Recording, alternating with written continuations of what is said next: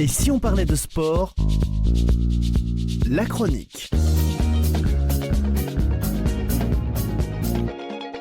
Et si le football racontait la plus grande histoire du sport mondial? Aujourd'hui, et si on parlait de sport, vous invite à embarquer pour un voyage exceptionnel au cœur de la Coupe du Monde de football avec une série inédite de 22 chroniques consacrées à la plus prestigieuse des compétitions. Des exploits qui ont fait vibrer la planète, des matchs devenus légendaires, des champions entrés dans l'histoire et des émotions gravées à jamais dans la mémoire de supporters. De l'Uruguay en 1930 jusqu'au Mondial 2026, nous allons parcourir ensemble près d'un siècle d'histoire du football mondial. Une aventure proposée par Et si on parlait de sport avec le soutien de la Ligue de football d'Occitanie et de ses 12 districts que nous remercions pour leur confiance et leur engagement à nos côtés. À chaque chronique, un invité passionné nous accompagnera pour revivre les moments forts, les anecdotes et les grandes pages qui ont façonné la légende de la Coupe du Monde. Alors préparez-vous à remonter le temps, à revivre les plus grands moments de football mondial. Et si on parlait de sport, spécial Coupe du Monde de football, c'est maintenant. Et aujourd'hui, nous allons revivre ensemble la 22e Coupe du Monde de l'histoire organisée au Qatar du 20 novembre au 18 décembre 2022.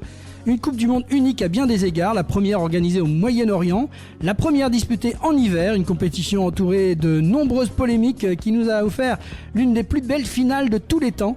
Et pour nous accompagner, nous recevons Nicolas Comel-Salver qui est chargé d'événementiel et de communication à l'association Un Maillot pour la Vie, mais c'est aussi un grand passionné de football. Bonjour Nicolas. Salut Laurent, merci pour l'invitation. Alors Nicolas, on va tout de suite rentrer dans le vif du sujet. Lorsqu'on évoque le Qatar 2022, beaucoup de souvenirs remontent immédiatement. Quel est le premier qui te vient à l'esprit? Mais écoute Laurent, moi je t'avoue que comme tu l'as dit, en étant un grand passionné de football, moi c'est la finale. C'est la finale qui me vient en premier à l'esprit, puisque voilà, pour le coup, sans hésiter, je repense à ce scénario incroyable, probablement le plus spectaculaire de l'histoire des Coupes du Monde. Parce que bon, même au-delà de la finale, cette Coupe du Monde, voilà, ça représente l'aboutissement de deux générations entre Kylian Mbappé et la Pulga Lionel Messi. Celle de deux grands champions. Alors voilà, c'est un scénario fou, 2 buts remontés en une douzaine de minutes par l'homme des Bleus, l'homme d'un peuple. Messi qui représente d'un côté tout un pays et une équipe où il y a 10 chiens, je dirais, derrière lui.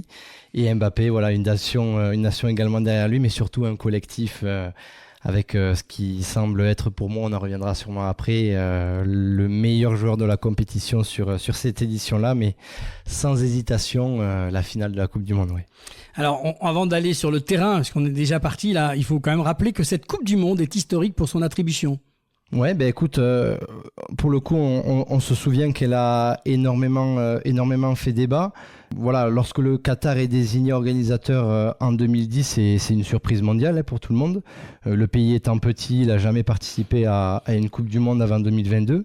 Et c'est surtout voilà, les températures estivales qui dépassent souvent les 40 degrés. Tout le monde pense que c'est de la folie d'aller se mettre dans un endroit où il n'y a pas de stade finalement. Exactement. Et puis pour le coup, on va savoir que c'est controversé puisqu'elle a fait et fait encore énormément de débats par rapport aux conditions de vie, notamment pour ceux qui ont dû construire ces fameux stades.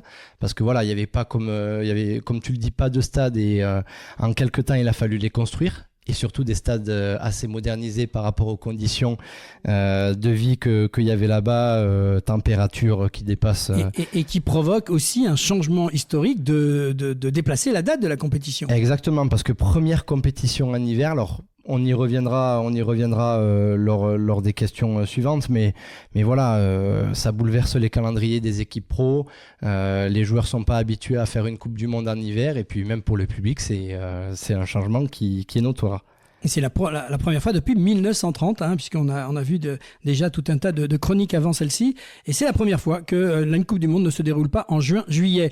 Et cette décision bouleverse, comme tu l'as dit, beaucoup de calendriers. C'est ça. Les championnats européens sont interrompus en pleine saison. Les joueurs arrivent parfois fatigués, mais aussi en pleine forme physique, puisque ils sont en plein exercice. Ça contribue sans doute à la qualité générale du tournoi qu'il y a eu lors de cette édition. Après, ça a fait certes une surcharge pour les corps et les organismes avec cette Coupe du Monde qui se trouve en plein milieu des championnats. mais c'est assez bien choisi finalement, bon, ne serait-ce que pour les conditions, mais aussi pour le jeu, comme tu as dit, puisque pour le coup, ils sont en plein milieu de la saison, donc normalement au top et au pic de leur forme physique, mais ça a pu poser souci au club, puisque les grosses échéances, notamment pour les plus gros clubs européens, ça, voilà, quand on parle de Ligue des Champions, c'est souvent à partir de la seconde partie de saison et donc après la Coupe du Monde. Donc je me souviens de certains clubs qui faisaient un petit peu la tête. Ouais, ça a été difficile à gérer. On va parler un peu de cette équipe de France qui est donc championne du monde en titre depuis 2018. Elle arrive avec de grandes ambitions, mais aussi avec beaucoup de blessures, si on se rappelle bien. Oui, parce que voilà, quelques semaines avant la compétition, notre DD national perd successivement Paul Pogba, N'Golo Kanté et Nkunku qui se souvient-on, faisait une saison énormissime avec Chelsea. Et juste avant le premier match, c'est le Ballon d'Or 2022, Kabeno Ebe, Karim Benzema, qui lui aussi est obligé de déclarer forfait. Alors à ce moment-là, beaucoup d'observateurs pensent que les Bleus auront du mal à conserver leur titre, ce qui est normal. Mais voilà, à l'image de 2018, on a quand même gardé une ossature et un collectif assez important. Et on sait très bien que le leader de toute cette nation-là, c'est Kylian Mbappé. Et en démontre sa finale, il a été stratosphérique. Alors pour les superstitieux, à chaque fois qu'il y a eu un champion du monde depuis 2006, depuis l'Italie, la Coupe du Monde d'après, le champion en titre se fait sortir. Voilà, pour l'Italie en 2010, l'Espagne en 2014 et l'Allemagne en 2018. Mais là, très vite, l'équipe finalement répond sur le terrain. Ah oui, parce que pour le coup, après quand même un début en mode diesel, ils ont eu quand même des grosses échéances avec notamment l'Angleterre et les équipes qui ont suivi. Le Maroc qui a été une grosse surprise à ce moment-là en demi, mais c'est monté crescendo et ça a fait du bien, on l'a vu, pour arriver jusqu'en finale. Et quelle finale! Alors, je te ramène sur le premier match quand même, parce que c'est là où ça démarre quand même l'osmose avec la France qui bat l'Australie 4-1. Et on découvre notamment l'importance d'un Olivier Giroud. Oui, pour le coup, qui rejoint un record de buts de Thierry Henry. Puis les Bleus dominent en fait le Danemark et se qualifient rapidement. Donc voilà, c'est ce que je disais, on sent un groupe fort en train de se construire. Comme à l'image de 2018, il y a toute l'équipe qui se fédère autour de Kylian, qui lui montre dès le début avec Olivier Giroud que ce sont les hommes forts de la compétition. Et puis voilà, ce sont des premiers matchs assez faciles malgré tout, avec notamment la victoire contre l'Australie 4-1. Et après voilà, Giroud qui bat le record, et dans la foulée le Danemark où il y a la qualification assez rapidement, et là on se projette sur le vif du sujet, c'est-à-dire les phases finales. Alors justement, on a bien noté que cette Coupe du Monde marque aussi l'avènement définitif de Kylian Mbappé qui devient meilleur buteur de la compétition avec 8 réalisations. On a par la fois l'impression qu'il peut faire basculer le match à lui tout seul. Bah oui, comme tu dis, c'est l'homme de cette compétition. Il est déjà champion du monde 2018, donc il arrive avec un statut différent justement que cette année-là. Mais au Qatar, on voit clairement qu'il franchit un cap, parce qu'il termine meilleur buteur de la compétition avec 8 réalisations. C'est déjà très fort, mais c'est pas 8 buts entre guillemets de renard des surfaces. Il va vraiment se les chercher. On sent vraiment que de par sa vitesse, sa capacité à éliminer et bien évidemment son efficacité devant le but, il arrive à faire la différence. Et en plus de ça, le collectif derrière suit. C'est pas comme si c'était qu'un seul joueur et un collectif très moyen derrière comme certaines petites nations. Non, là, à l'occurrence, c'est là où on voit toute l'importance d'un joueur comme ça qui est vraiment fédérateur et meneur avec un collectif aussi bien huilé que celui de l'équipe de France à ce moment-là. Alors justement, il y a ce fameux match face à la Pologne en 8e de finale où il réalise un match exceptionnel avec 2 buts magnifiques. Voilà, c'est ça. C'est à ce moment-là que face à la Pologne de Robert Lewandowski en 8e de finale, il arrive à réaliser un match exceptionnel avec ce doublé. Il devient véritablement un leader offensif à ce moment-là, puisque voilà, ne serait-ce que de par les buts qu'il met, la frappe enroulée en lucarne, et voilà, ce moment de la compétition quand même assez important, puisqu'on est dans les phases finales comme je l'ai dit, et c'est là où il ne faut pas se louper. il arrive à faire ce qu'il faut. Alors il y en a certains qui seront détracteurs de la personne en fonction de son statut par rapport à son club et à ce qu'il en était au PSG, mais voilà, n'importe quel connaisseur de football parlera avec réalisme et dira que c'est grâce à lui et ce cap qu'il a pris qu'on en est arrivé là. Alors les Bleus avancent ensuite vers les sommets puisqu'on arrive en quart de finale et ils affrontent l'Angleterre. Et c'est ça, les Three Lions, direction les quarts de finale. Alors pour ceux qui se souviennent... Match compliqué. Ah ouais, voilà, exactement. Pour ceux qui se souviennent... merci Kane, grâce notamment à un superbe but d'Aurélien Tchouaméni. Bon, déjà c'est un milieu qui marque et puis c'était un moment où on l'avait un petit peu dur, et une réalisation d'Olivier Giroud de la tête sur un centre en fin de match. Voilà, c'est quand même une victoire 2-1. On se souvient qu'Harry Kane envoie une frappe qui a fini dans mon jardin à ce moment-là sur penalty. On le remercie d'ailleurs, mais c'était un match assez compliqué puisque pour le coup il y avait eu aussi l'affaire entre Kyle Walker et Kylian Mbappé sur qui était le plus rapide. Est-ce que justement l'anglais allait pas mettre le français dans sa poche? Mais bon, on a bien vu que c'est un France-Angleterre. Oui, que ça soit dans n'importe quel sport, c'est toujours un match particulier. Mais non, on a réussi à faire ce qu'il fallait grâce justement à ce collectif et à Kylian qui a fait ce qu'il fallait. Mais là, en l'occurrence, merci Aurélien pour ta frappe et Olivier pour ta tête. Mais à ce moment-là, voilà, direction les demi-finales. Voilà, avec le Maroc. Voilà, c'est ça, où on arrive à dominer les Marocains. Alors bon, c'est la première nation africaine de l'histoire à arriver à ce niveau-là. Pour le coup, on les attendait pas forcément à ce niveau, mais bravo à eux, ils ont réussi à se hisser dans le dernier carré. Début de Théo Hernandez et Randal Kolo Muani qui nous envoient en finale. Une deuxième finale consécutive, un exploit exceptionnel puisque voilà, comme je l'ai dit, les champions du monde sortants se sont fait sortir au premier tour les années précédentes. Alors justement, il y a un autre côté du tableau, comme on dit, avec l'Argentine qui poursuit également son rêve de son côté avec un certain Lionel Messi, pardon. Peu connu, Léo Messi. Oui, cette Coupe du Monde, pour le coup, c'est celle également de Léo, de Lionel Messi. Alors voilà. Après avoir tout gagné ou presque, il lui manquait ce trophée, toujours dans la concurrence avec un certain Portugais, Cristiano Ronaldo. Pour le coup, après une défaite contre l'Arabie Saoudite lors du premier match qui en avait surpris plus d'un, beaucoup pensent que l'Argentine va souffrir, ce qui est normal puisque nous on arrive avec la baraka. Mais elle se relève, Messi élève son niveau comme on le sait, puisque voilà, il amène tout un pays derrière lui, comme je l'ai dit, toute une nation. Il a 10 mecs derrière lui qui sont ses valeureux soldats et pour le coup ces mecs-là peuvent partir au combat avec Messi en leader, les yeux fermés.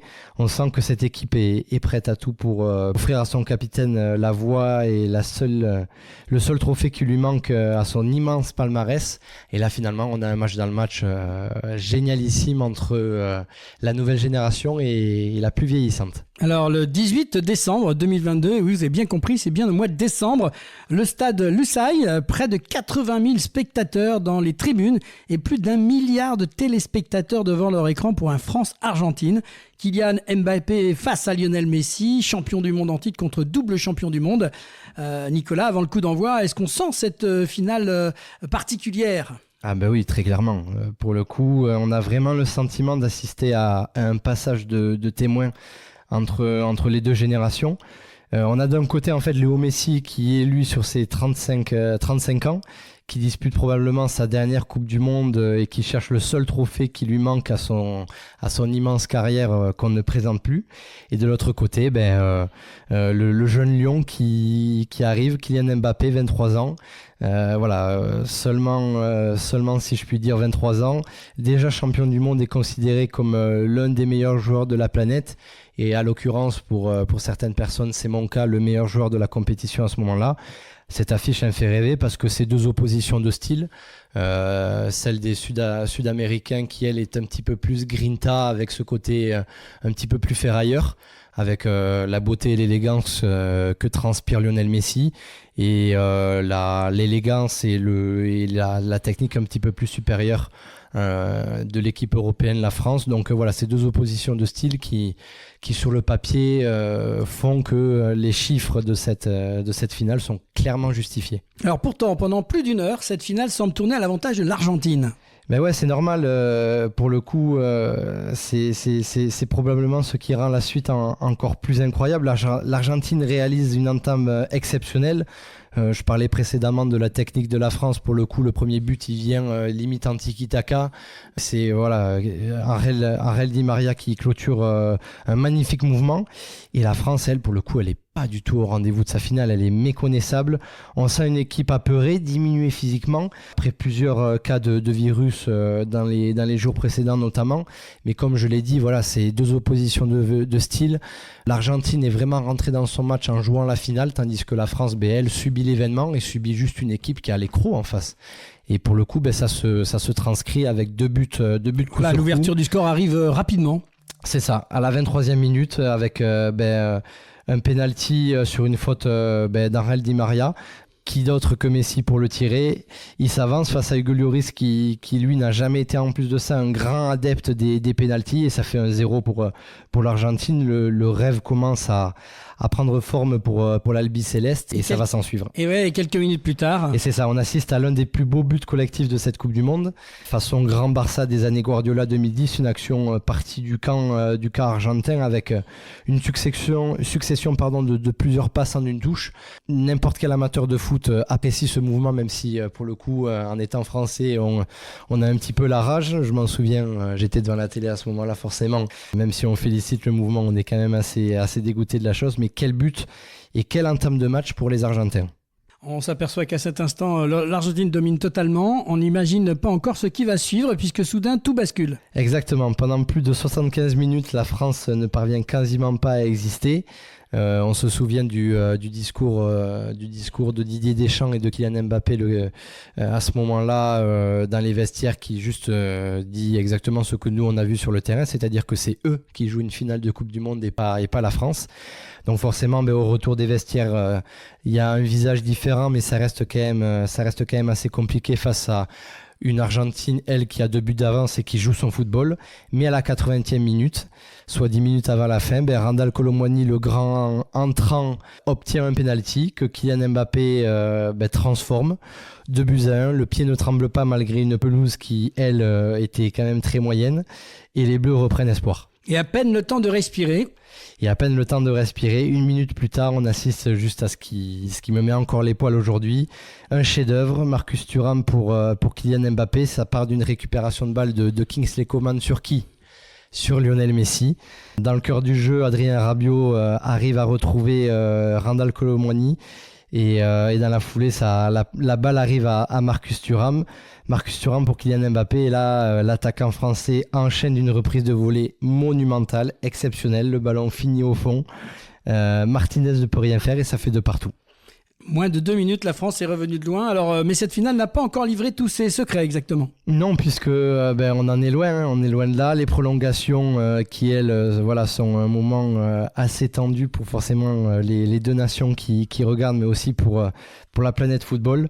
C'est quand même un moment hyper important, puisque à la 108e minute, Lionel Messi profite d'un ballon repoussé par notre portier français, Hugo Lloris, pour inscrire son 2e but de la soirée, qui répond justement au doublé de Kylian. Ça fait 3-2 pour l'Albi Céleste. Et à nouveau, tout le monde pense que c'est terminé, puisque pour le coup, en prolongation, l'équipe qui marque en premier prend un ascendant psychologique et physique sur son adversaire du soir. Mais encore une fois, qui c'est qui est là pour refuser de perdre un grand champion comme il en faut, comme on n'en fait pas deux. Kylian Mbappé, qui à ce moment-là inscrit son triplé en finale sur un penalty, un triplé juste monumental, parce que pour le coup il inscrit ce coup de pied arrêté, ce penalty, et il faut justement avoir les coronets, si je puis dire, pour justement la mettre une 2e fois à Martinez, et c'est juste monumental, une première depuis George Hurst en 66. Oui, donc c'est magnifique. On l'a vu dans les précédentes chroniques, George Hurst qui avait fait ce même résultat en finale. Alors donc on va sur la séance de tir au but sous haute tension. Il faut départager les deux équipes au tir au but. Ouais, c'est ça. Beaucoup diront que les tirs au but sont de la loterie. Ça c'est certaines personnes qui, à mon avis, n'ont jamais fait de football, mais étant pratiquant et grand passionné, on sait très bien que ça n'est pas le cas. Il y a certes une part de chance, mais qui est très infime par rapport à ce qui peut se passer. Bien évidemment qu'une séance de pénalty est bossée et très compliquée. Et là, on est là justement pour départager ces deux équipes-là. Une conclusion terrible pour les joueurs puisque on se souvient du scénario, Lionel Messi marque le premier, il montre l'exemple, il montre la voie en capitaine. Qui c'est qui lui répond, Laurent ? Et Mbappé forcément, puisqu'à ce moment-là, il est là pour mettre un troisième penalty. Non mais c'est juste monumental, un troisième penalty à Emiliano Martinez. Mais qu'est-ce qui se passe après ? Justement, le portier argentin réalise l'arrêt décisif sur Kingsley Coman. Et à ce moment-là, Aurélien Tchouaméni manque le cadre. Donc là, on se dit forcément que ça va être très compliqué. L'Argentine prend l'avantage. Finalement, Gonzalo Montiel transforme le dernier tir au but. Et là, qu'est-ce qui se passe ? Ça fait 4 tirs au but à 2 pour l'Argentine. Le pays entier explose de joie et Messi est enfin champion du monde. Donc c'est quand même une performance monumentale. Alors Nicolas, malgré cette défaite, cette équipe de France a marqué les esprits. Absolument, perdre une finale, c'est toujours douloureux puisqu'une finale, ça ne se joue pas, ça se gagne. Mais les Bleus ont démontré une force mentale extraordinaire pour revenir de 2-0 en quelques minutes et surtout à la fin de match. Après avoir été mené en plus de ça 3-2 en prolongation, il y a toujours eu du mental pour revenir puisqu'on a toujours couru après le score. Peu d'équipes dans l'histoire en auraient été capables. Et puis voilà, il y a eu Kylian Mbappé à seulement 23 ans, on s'en rend pas compte, mais à 23 ans, porter tout un pays, porter toute une équipe, porter toute une nation, inscrire 3 buts en finale de Coupe du Monde, c'est stratosphérique. Il termine meilleur buteur du tournoi avec 8 réalisations.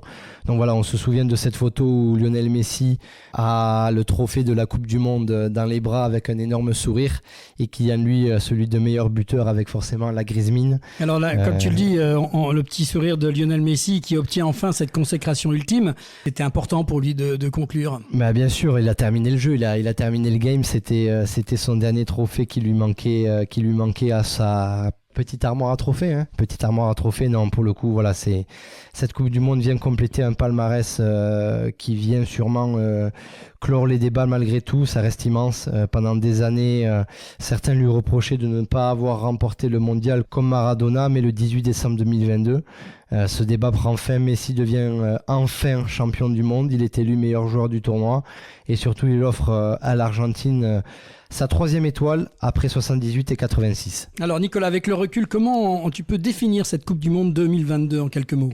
En étant amateur de football, je dirais qu'elle restera comme celle qui m'a procuré le plus d'émotions, ou du moins l'une de celles qui m'a procuré le plus d'émotions.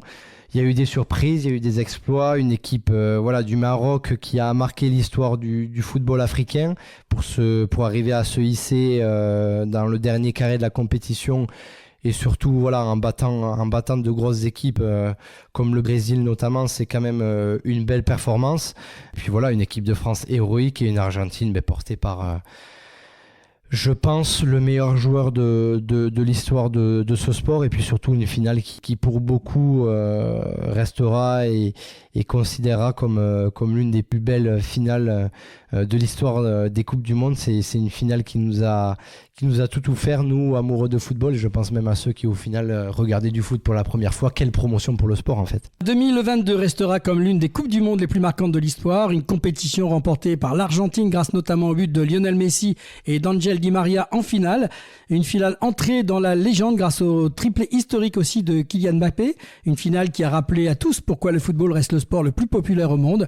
Merci Nicolas pour de ton association Une Maillot pour la vie. On est content de t'avoir eu avec nous, que tu nous partages tes souvenirs sur son angle un peu à toi de passionné de football et puis ton analyse qui est toujours avec plaisir exceptionnelle. En tout cas, on est très heureux de t'avoir reçu aujourd'hui. Merci à toi Laurent, et puis au plaisir de parler en espérant une victoire finale pour cette année. Désormais, tous les regards se tournent vers 2026, une Coupe du Monde organisée aux États-Unis, au Canada et au Mexique avec pour la première fois 48 nations participantes. Une nouvelle page de l'histoire du football est en train de s'écrire. Et d'ici là, prenez soin de vous et comme toujours, et si on parlait de sport ?